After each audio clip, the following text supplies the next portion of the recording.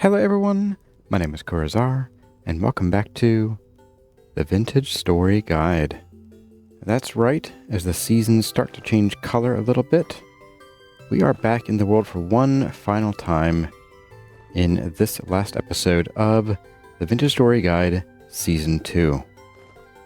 And we are here today to do a couple things. One is we are going to take a good long look at the Hobbit house. Hello, lamppost, and all the things we've done since episode 51. Because we did a world tour in episode 50, and I wanted to use part of today's episode to do a second world tour. And then at the end of the episode, we're going to have one last little build to do. And I think you'll enjoy it. I think it'll be a fun little note to go out on for the series. And I hope you enjoy the episode. Well, we're here. Let's get to it. Now, immediately after the world tour, we actually spent 2 episodes where we went south in order to find exotic trees and bring back some seeds and some wood to use on our house. We've done some work with ebony and some purple heart and some acacia.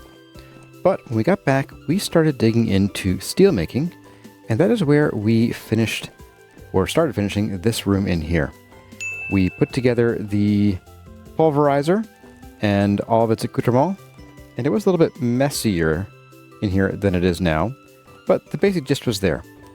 We didn't come in to finish up this area here and get the quern hooked up in a more sort of final fashion until later, but we got the pulverizer going, and we got all of our stuff here hooked up, all of the mechanical power hooked up for the help hammer at the end of the shaft here, and got everything going. We kept that momentum because in episode 54, we came over here where we had previously dug out this sort of dirt, like cave in here, and we expanded it a bit and we built our cementation furnaces, and here they still stand to this day. Currently empty. We've done all the steel making we will ever need to do in this world. In fact, I have blister steel that I never actually turned into full ingots. But we built these cementation furnaces, and then we also set about putting together the rest of the room. With the exception of this coke oven here, we did all of the detail work in here. Got the ceiling in, the floors, the casting table, and all of our little pits for doing clay firing. Then in episode 56, we came down here and we expanded our basement area. We built these 2 new rooms, one of which still has grass growing in that tube, whatever. So we built these 2. This is a blue cheese cellar, and this began a bit of adventure in learning how blue cheese works, which turns out is actually more complicated than it should be, but it is complicated, and it's interesting. But we did learn that we can't make blue cheese here until like mid-fall, so we wouldn't want to start it even until maybe late October or November. And then over here we have a distillery and a brewery for making beer and wine and harder spirits. And we have our distillery over here. We also came through, and maybe I should take these down, but we have paved, except for the stairs, the pathways to our transicators. I need one more set of doors here. But we have lights in the hallway here to keep things from spawning down here. And I'll come back and throw some doors in there before the end of the series. But we have a pathway down to our transicators that, because of the update in 1.19.3, is no longer safe because drifters can now spawn on loose stones on the ground. But we got all of the walls in. We got most of these torches in, I think. We might have come back and added some later. I don't recall. But we just made it look like the rest of our basement. Episode 57 was a kind of a small one, where we did kind of chores around the house plus some landscaping. But the 2 main things we did here was we experimented with our pumpkin patches. So we built those here. Nothing really to write home about. They're just little singular squares of farmland. But we did also come through and start building out the road out to our drifter pit before we turned it into this. It used to be a big dirt castle, or a moderately sized dirt castle. But we set our road out to about here and decided that we would come back later to finish the job. While we were on the topic of roads, we also came through here and we built the rest of the road here leading up to our old house. And of course lined all of our roads with the sandstone gravel. And those sheep, I swear, they need like curtains in those windows. Man. Rude. Very rude. But we got this little sort of bikini-shaped intersection here. I'm sure this kind of design has a name, but I call it a bikini because it's kind of shaped like one, or maybe underwear. I don't know. In episode 58, we came through and we just kind of did some detail work on the house. We did a lot of work on the windows, and we did a lot of doorways in the house that I had not gotten around to doing yet. And we just sort of made it a fun little detail day of kind of hitting some of the things that you guys had pointed out that needed to be done, as well as things that I had noticed around the house. And that included, I believe, the original iteration of this window, which someone actually pointed out is uneven, and I see it. Let's go fix that. We're going to do some chiseling right now in the middle of the world tour. We're going to fix that before I forget about it and it stays that way forever. Ah, there we go. That should satisfy some of you, I suppose. But then, keeping with our streak of home improvements, we came into this room, which was previously just a dirt kind of external room, and we turned this into the west sitting room. Now, not everything you see in here was completed or added in that episode. We didn't come through with the resonator until later, and same with the scroll racks, because these were added in 1.19. And a certain decoration on the wall came later. We'll get to that in a minute.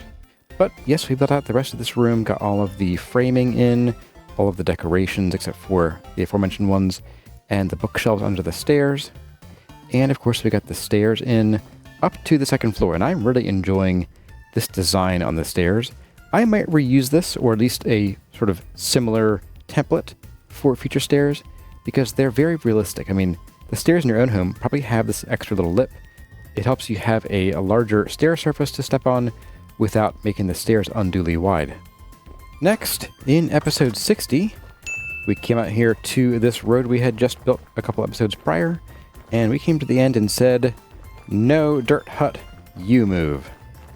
And we tore down our little dirt drifter pit, and we built most of this. In fact, everything except for this window here, which was actually orange glass previously, or brown glass. And we did come through later and change up how the floor in here works, but the overall design has stayed the same since we built it.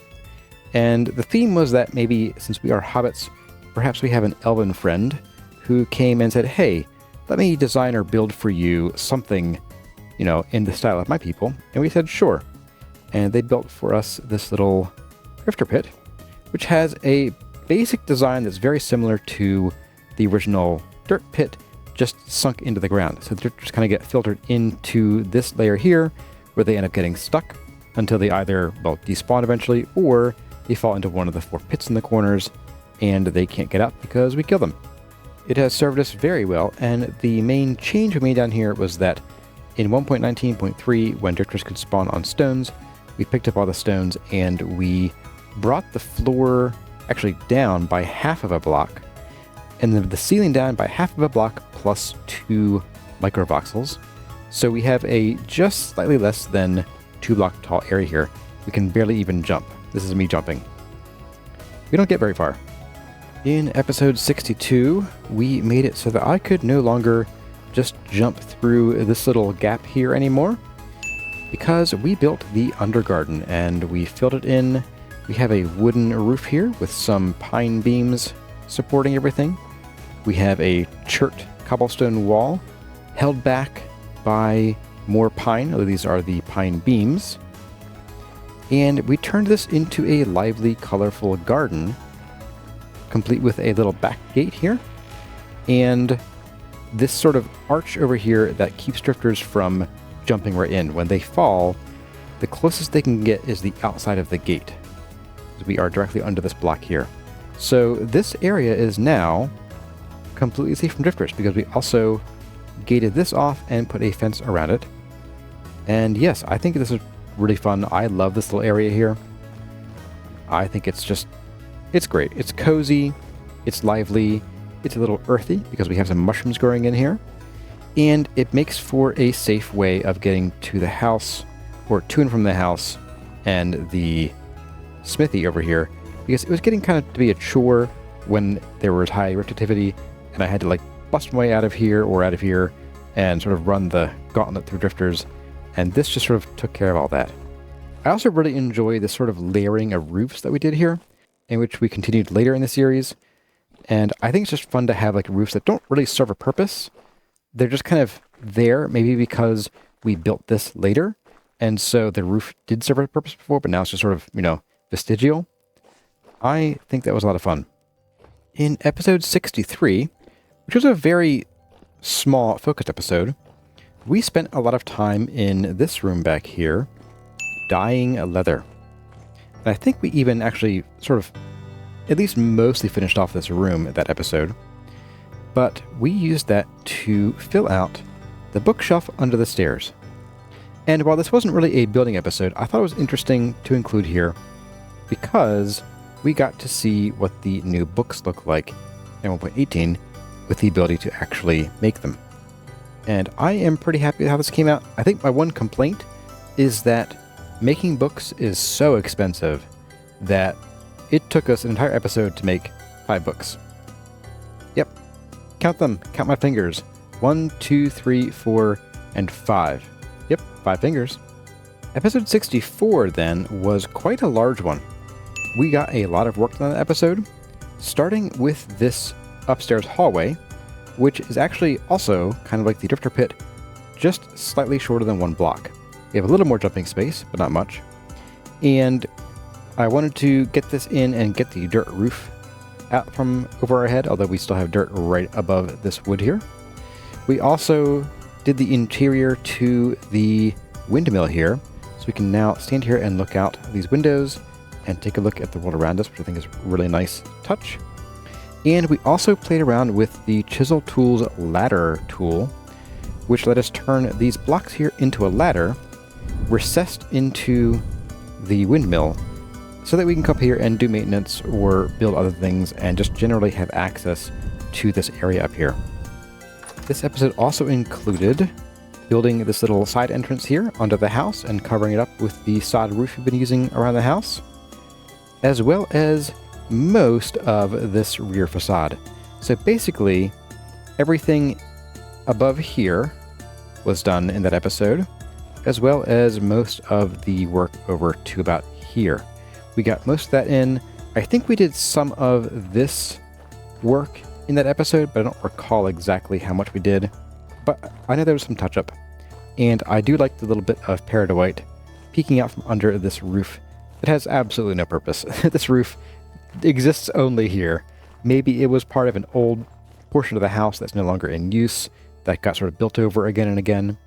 But I think it's a fun mishmash of different designs and looks that make for a fun little chaotic build here. A couple episodes later, in episode 67, we came over to this side of the house and we dug out a ton of dirt. I mean, okay, probably more like several hundred tons of dirt, if I'm being realistic. And we built this barn, all the walls and the floor and the roof. And we came back later and glassed the animals in, but that was kind of a practical thing rather than a design one.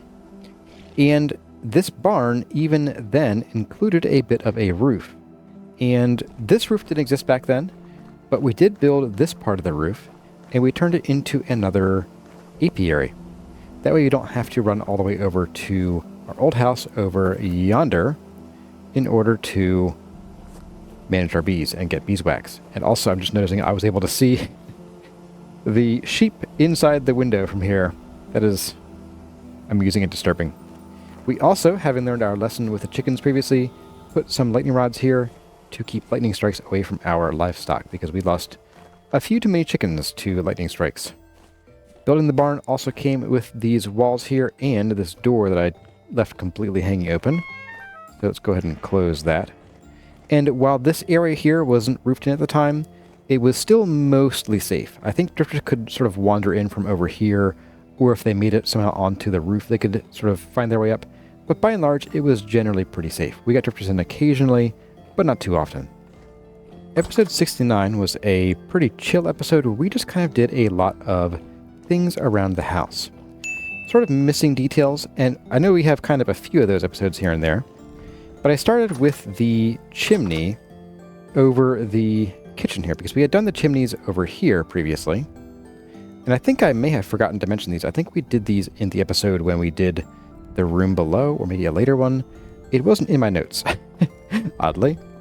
But we did finally come through and make good on our promise to have a chimney coming up from our kitchen. And this is, I'm pretty sure, exactly the center of where that chimney comes up. Or maybe it's like one block off.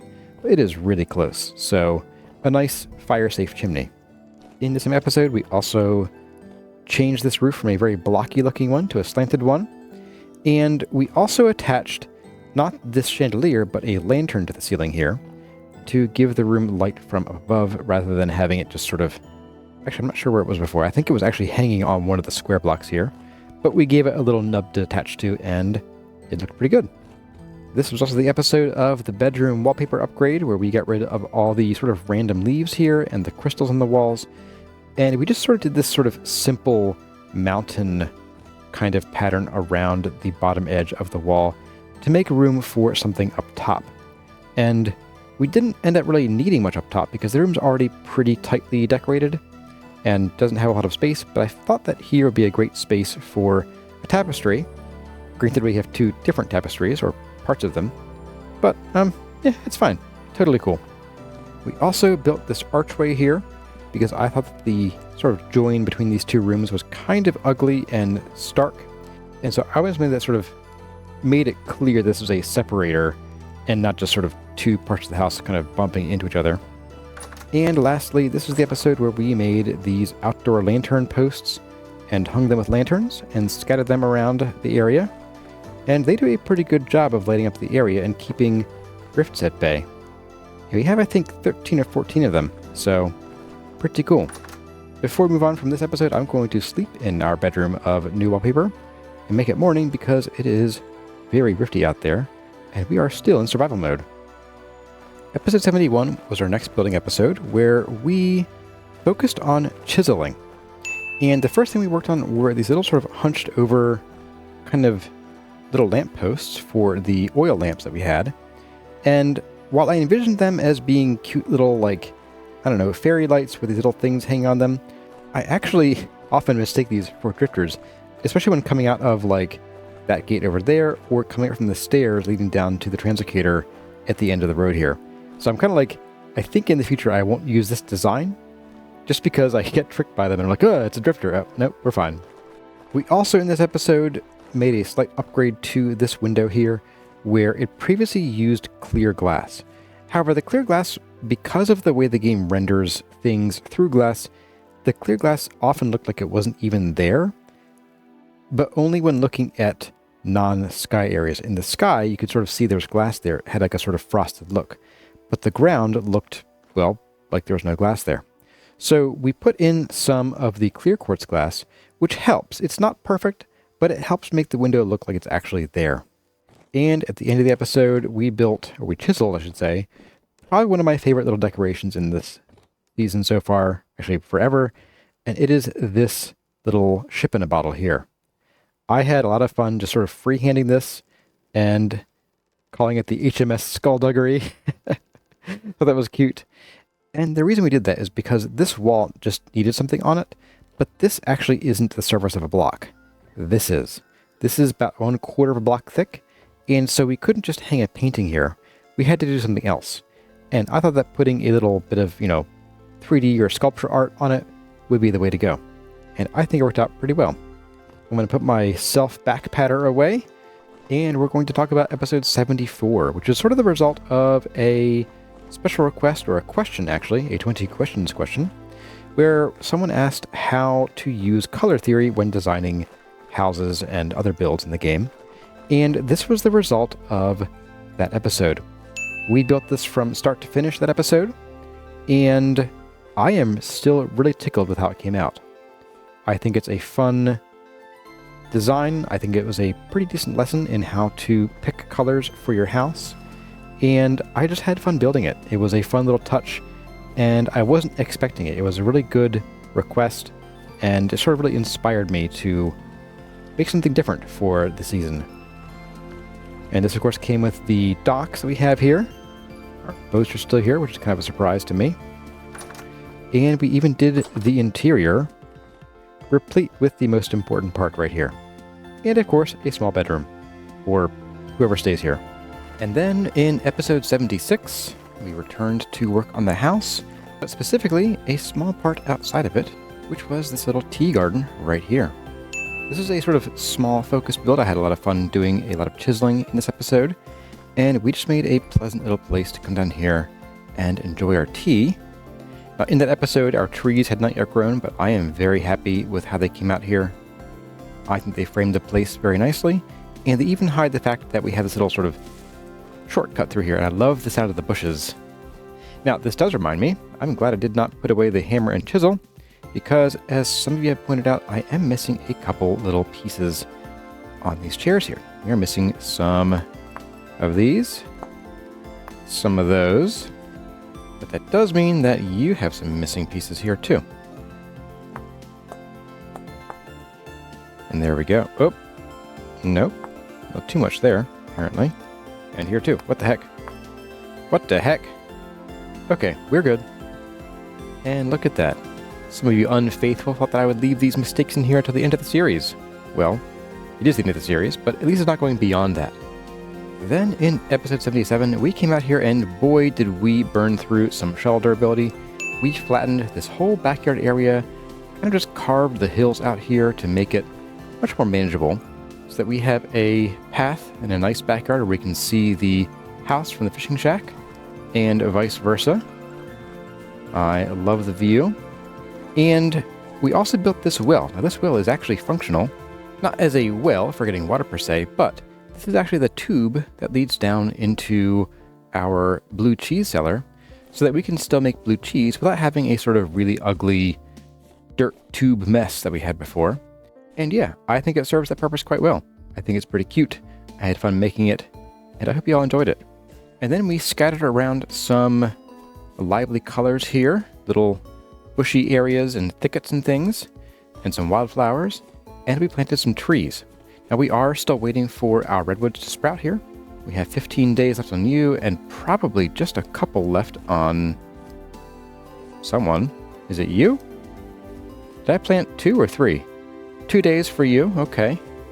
And I think we have a third one up there. But yes, we have one more up here that will sprout in 7 days, okay. But anyway, I am looking forward to how this will look with the redwoods here. Granted, we'll probably have to advance time a bit to see that happen. But maybe by the end of the episode, this one here and that one up there might grow. So we'll see. And then after a couple episodes of adventuring for Jonah's parts, we came back and we put together a workshop for ourselves, as well as closing in the barn. We made some few adjustments to our areas here, namely glassing in all the animals because they're still popcorning and able to climb out. And this is just going to stop that from happening ever again.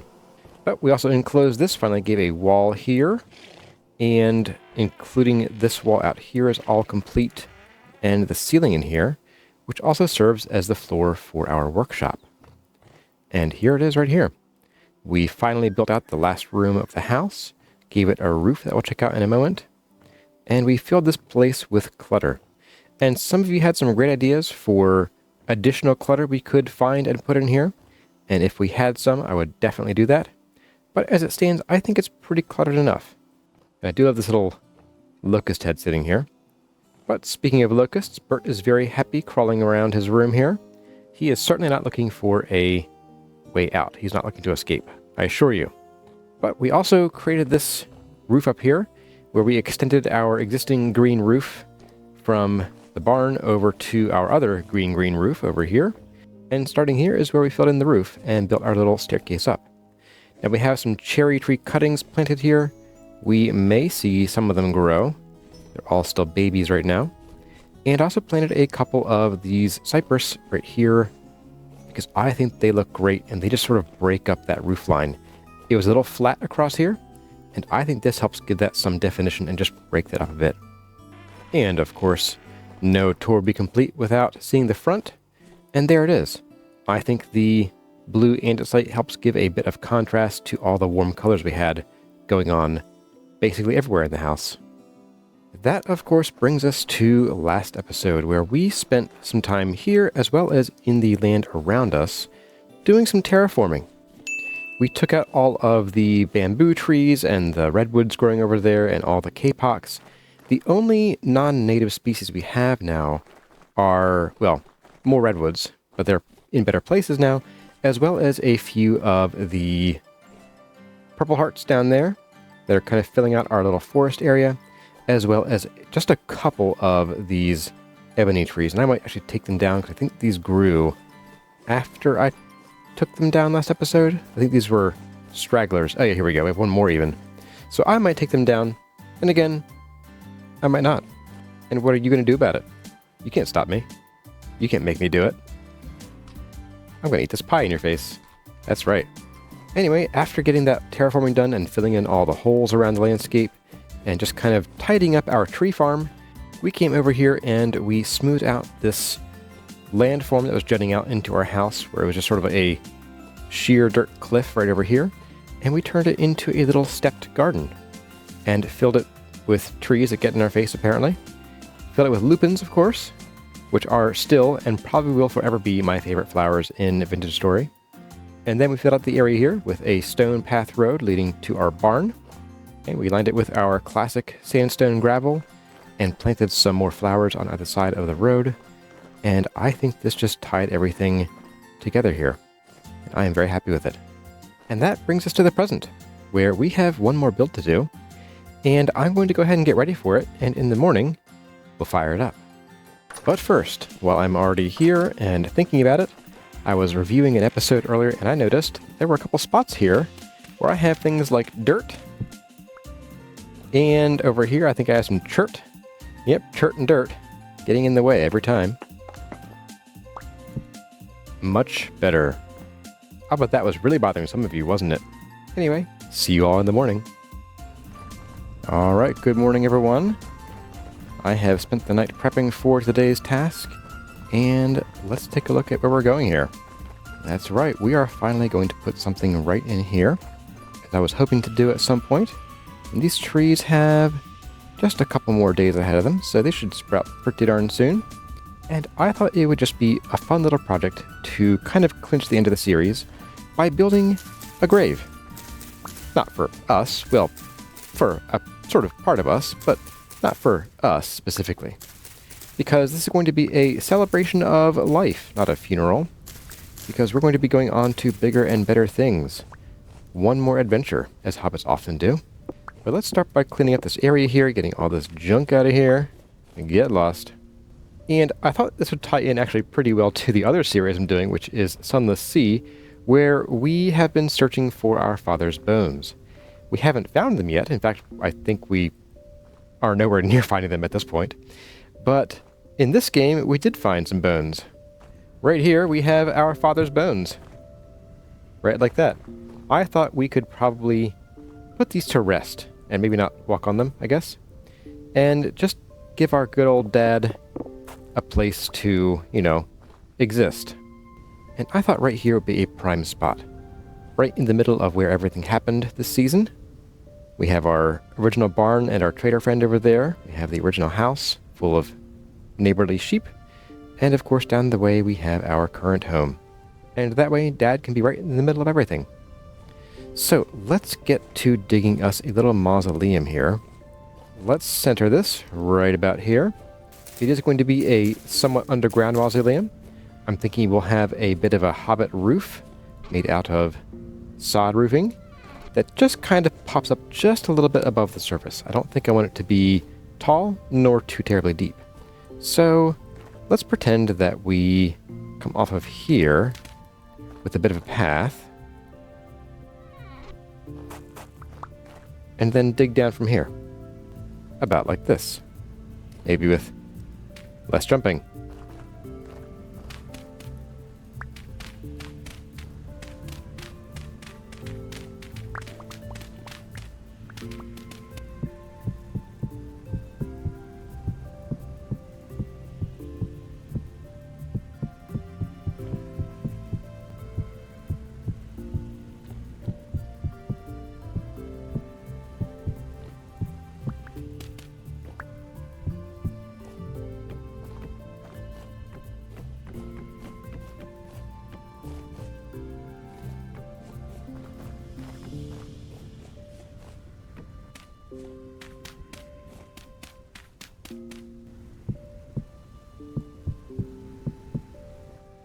And like that, there we have the basic structure of our little mausoleum built. Let's go ahead and we're going to get in some things like, I don't know, some little stone beds to rest our bodies on, as well as some decorations for in here. And I think I'm going to raise the roof by 1/2 of a block for most of the area in here. Let's get our hammer and our chisel, and let's just get that done real quick. There we go. I think that works out pretty well. Now, before we get too excited, let's go ahead and put a door on here, which of course means it's time for purple heart walnut. Of course. Of course, we can't do a silly purple heart door. Not in here. There we go. I think that works out all right. But let's come in here with some polished slate rock for the slabs in the mausoleum. Let's go ahead and lay our father's bones, maybe not at that angle. Let's see. Let's have him facing... Nope, not that way either. I guess you get to face this way. There you go, Dad. And then over here, we do have one death recorded in this world. Only one, surprisingly. As opposed to last season where we had a bunch. However, we did go through a bear's digestive tract, and unfortunately, this was all I could find of Kurazar number 1's bones. Just a bit of a rib cage, and that was it. So... that was Kurazar, number 1. Now, I was thinking that we need to have an altar here, so we can place some candles on, perhaps. Some of them have burned down. These are our vigil candles. And then, let's say we were buried with some things that we liked. So, Kurazar number 1 was buried with, I said, a book. And dear old Dad was buried with his armor stand and his armor. There we go. So we have our book and our armor, and I don't think I can place that there. No, I cannot. There really isn't room for a scroll rack that's not really obtrusive, so we'll just stick with the book for now. Alright, and now that it is the next morning, it's time to come down here with some signs so that we can describe how we lived and how we died. So we have Kuradad. Not really sure when he lived or when he died. We just found his bones, and something about a boat. Well, Dad, keep your secrets. Keep them well. As for us, we were born the first day of the world. We died 7 months and 7 days later, and we died from a bare intestinal water slide. Yep, that's how we died. I couldn't resist. That one was too good. We do have space down there for one more thing. Let's chuck a cobweb up in here. There we go. Do we do one over here too? Sure, why not? There, not so much. Oops. Well, whoopsie. I'm not sure what happened to my body, but it's gone now. It is now 5 bones in my hand. Hey, look at that. 21 spare bodies. Kurazar number 1. Here we lay your bones to rest. Again. Pretty sure these were your bones. Maybe. I have 20 more that could be yours. We'll call it close enough. So, there is the interior of our little mausoleum here. Let's go and let's decorate the outside now. Now, the exterior of any grave wouldn't be complete without a few daisies because we're push-up daisies now. So yeah, let's do a few of these hanging out here. And maybe like one over here and one right next to the door. There we go. And then, wrong one. And then, I think to round out this season, we're going to make something different, something interesting. I'm going to make us some little miniature hot air balloons, as if we were like making paper lanterns and sending them off into the sky. And I think that would be a lot of fun to do. So, we're going to make one together, and then I'm going to copy it with the pantograph here, of course, and then we will attach some little lanterns to them, as if we're sending little lights up into the sky. Let's just start here. I'm going to probably build it a bit off the ground. So, let's get our chisel out, and our hammer, and let's get to work.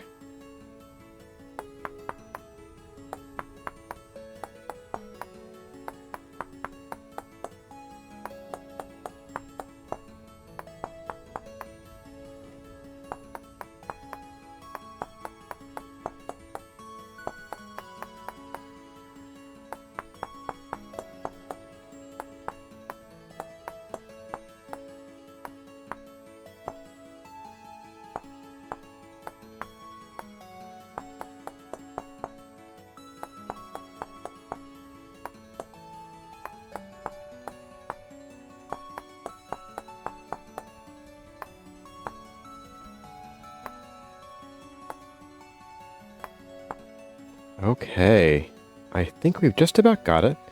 There's one more touch that I want to add, and that is I think it needs to be, like, braced or tied down with something.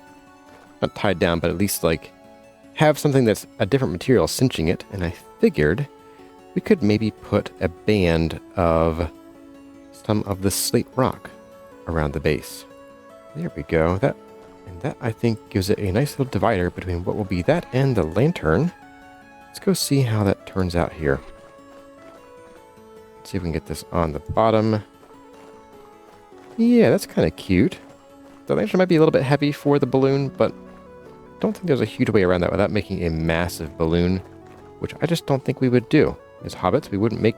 Well, then again, hobbits make big dragon fireworks, I guess, or I guess they at least light them. But let's go ahead and we're going to copy this to several other different colors, and we'll set them up in the air, and then set them free. And there we go. We've set our balloons free. Check it out. We have a bunch of fun little bright colored balloons heading up into the sky, carrying our hopes and our dreams away with us into the next world and beyond. And as nighttime falls in, we can see their glow just starting to really take shape here as the clouds buzz by overhead. And one of our trees back here grew while we were working. That's pretty cool. And with that, everyone, that brings us to the conclusion of this season of the Vintage Story Guide. I'd like to thank all of you for joining me in this journey through many trials and tribulations and building our little hobbit home out here on the bear-infested plains. In case you haven't checked it out already, there's a Gaming with Corazar Discord community server where you can come and hang out and chat live with me on occasion and get updates on all things going on in the channel. If you want to snag the world download to take a look around in, or maybe get some inspiration for build and take a closer look at things, you can do that over on Patreon. Members at the $10 tier get access to world downloads, and of course you can just sign up once and cancel your membership and you'll have access to the download forever.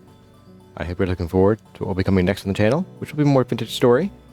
And keep your eyes and ears peeled on Discord or in the YouTube community channel for information on what's happening and when, because I think we're going to do something a bit different, at least for the start. If you enjoyed the video, let me know by leaving a like or a comment below, and I'd love to have you subscribe if that's your thing. But for now, as always, my name has been Corazar. Thank you for watching, and I'll see you soon.